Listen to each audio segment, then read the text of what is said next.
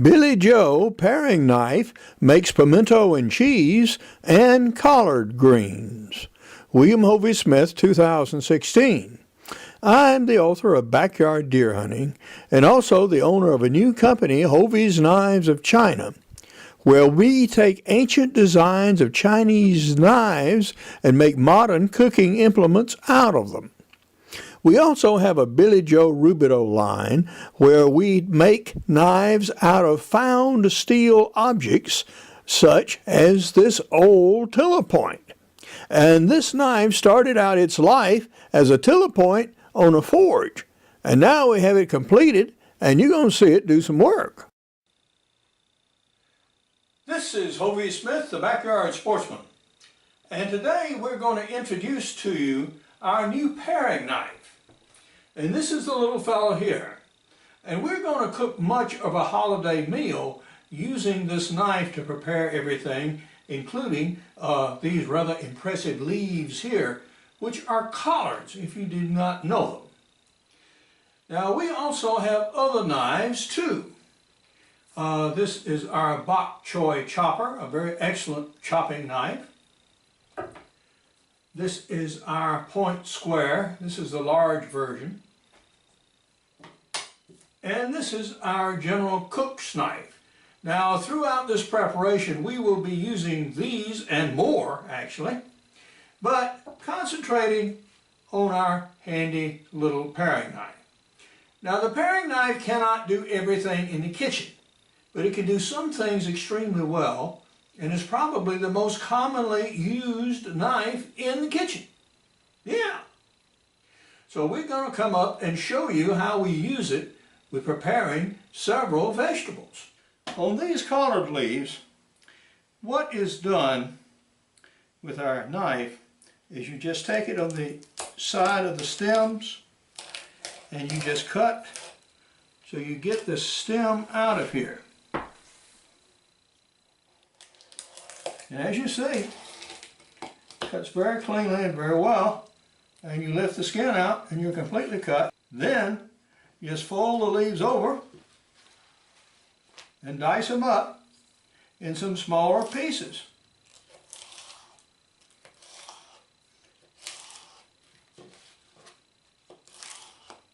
Which knife, of course, does very, very well. Gather them up, you can make another transverse cut here. So we've got that cut. And these are going to be washed 3 times. Because they have been in the natural environment and they do contain grit and an occasional insect and other stuff, so yeah, we do that. Now this is not the only knife that might be used. We could use this one, for example, the point square, for exactly the same purpose. And it cuts. We could use this one, and that is the reason for this style of point. So you can grab it like this, and you can also cut very, very nicely. Or even on the larger cook's knife, yes, you can do exactly the same thing and continue your cut. So this is how you use these knives in the preparation of, well, collards or any leafy green vegetables that you might want to do. While our collards are cooking down very nicely on the stove, we're going to take our little paring knife and dress some of the celery.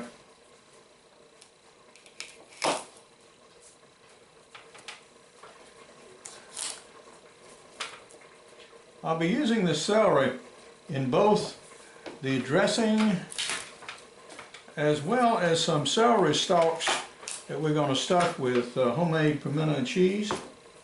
I'm going to show you how to do that, by the way. So if you, I know you've always bought it from the store, but it's interesting to make, so we'll show you how to do that one. And what I'm doing now is just cleaning these celery stalks before I dice them, because I'm going to dice them quite small, and when I do, I'm going to use this knife here to do the fine chopping. And I'm prior to that going to wash them to get actually the dirt out of them like here. These are natural things and they grow in the world, and there is some dirt out there. Yep, sure is. I don't want to use all of my big spears to dice because I want to have some nice ones to stuff. If you were just starting out and this was the only knife you had, yes, you could use this to dice your celery with and get it as fine as you want it to do. And here's how to do it. You just take it and you split it longitudinally, like I'm doing now. And then you can split this again. And again.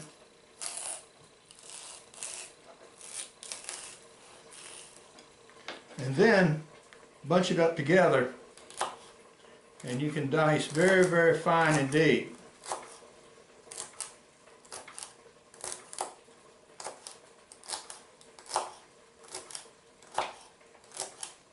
And you have complete control over whatever you want to do with it. If you want it fine, if you want it coarser.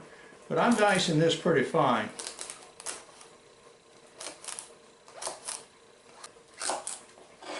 And of course, a little knife is doing very, very well. It's, yeah, it is like it is. We're getting clean cuts and good separations between everything. If you wanted to do it a little more aggressively,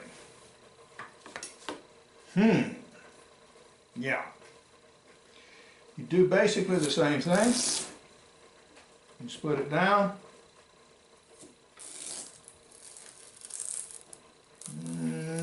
There we go. And then you can take it and do like this.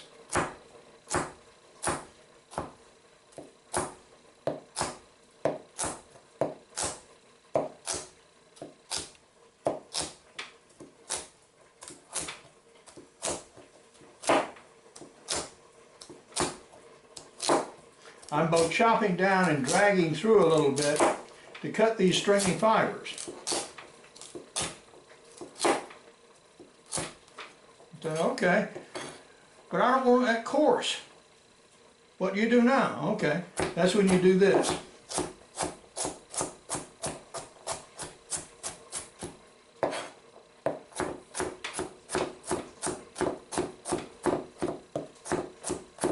And so then you can proceed to dice just as fine as you want to have it.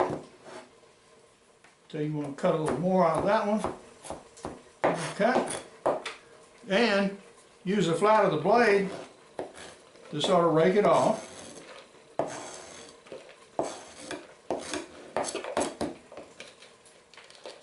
Clean your blade and put it in your container. So that result is even finer than I was doing with this. Although not the featured knife in this piece, this is chopping so beautifully. I could not resist showing you. We're going to use our little paring knife and make our own pimiento and cheese this year. And we're going to take this and we're going to dice it up into small cubes and boil them soft. And with a little touch of vinegar and some olives here, this is going to be the pimento base of our pimiento and cheese. And for cheese, we're going to use this medium cheddar here, and I have it out allowing it to soften slightly. I don't want to get it dead soft, but I do want it soft enough to mash, because we won't apply any heat to this when the making of the pimento and cheese itself. A little knife here, and slicing up these pimentos very, very nicely.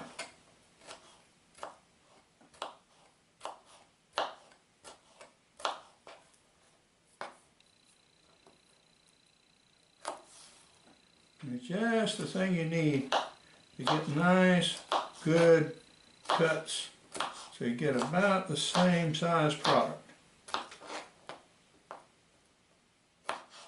In the meantime, our collards are cooked, so we're going to see how they do and what else they might need. For collards, they're sweet. I think I'm going to put a few cubes of Spam in here, just for color, as well as to get it a little added flavor profile. In working with the cheese, I'm going to put it on this paper, which has a waxed side, because the cheese will tend to stick to this cutting board.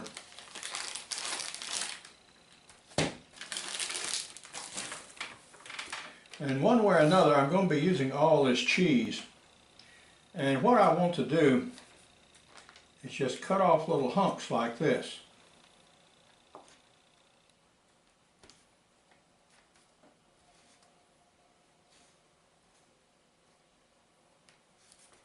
Until I reduce it down to nothing. Let's see if a slicing and dicing would do better.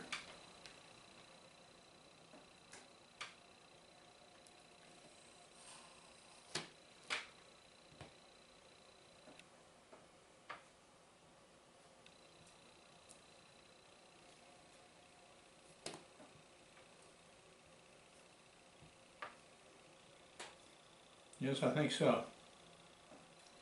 The reason I'm doing this is that this gives a much better flavor and texture in pimento and cheese if the cheese is actually in little bitty distinct pieces. And we're going to put some mayonnaise on it as well to help keep the pieces distinct when we mix it.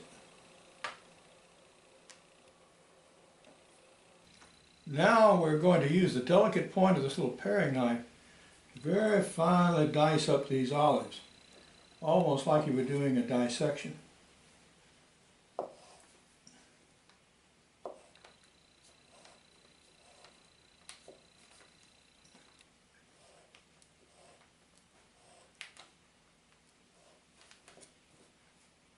So these olives will go into the pimento and cheese and give it a very interesting flavor. We are very nearly ready to mix. For a flavor accent, I'm crushing up some peppers here. And these are mixed peppercorns. So they're going to give a little crunch of something every once in a while in here that people might not really readily recognize. So we have our olives, now nicely cut up and diced. We can mix.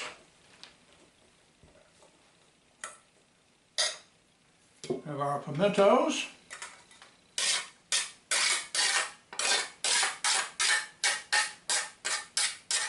And it seems to me like one good sized bell pepper to about a pound of cheese is about right as far as the number of pimentos go.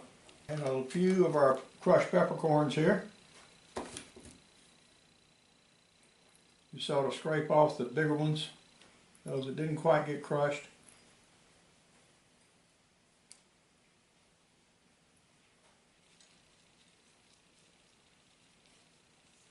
Crushed pepper.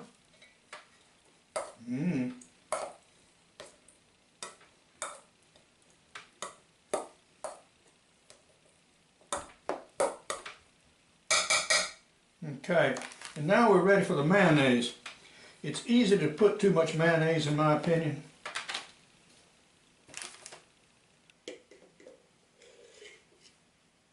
One, two.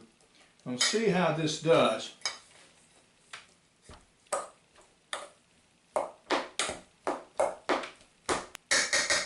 Two is coating, and three will probably make it smooth.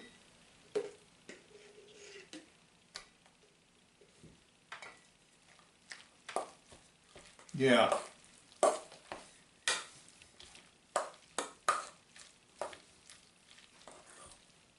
And now that the cheese is softened, I'll get out the masher and actually mash it together. Here is our own pimento and cheese. And it looks much like the same one might get from a deli, but it's considerably better. And incidentally, This is the peppercorn melange that was used to give it such a distinctive taste. And let's see what that taste is. This is our Caterer's Friends, another one of our knife models. So we will use it to serve with. Spread it on a cracker. Spreads nice.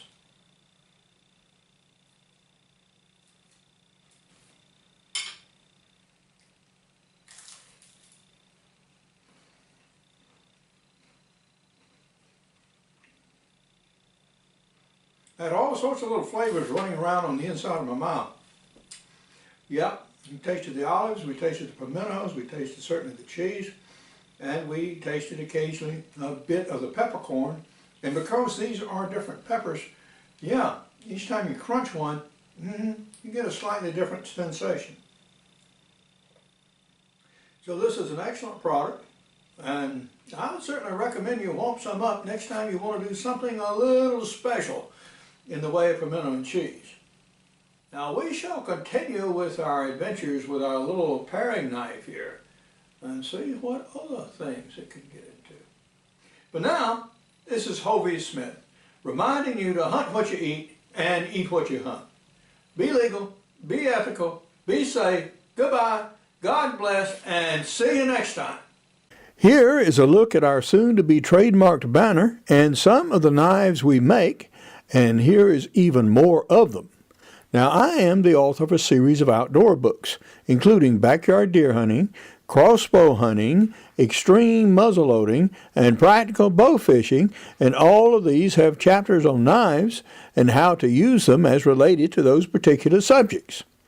Unique features of my paring knife are that the blade rests face down on the surface without damage.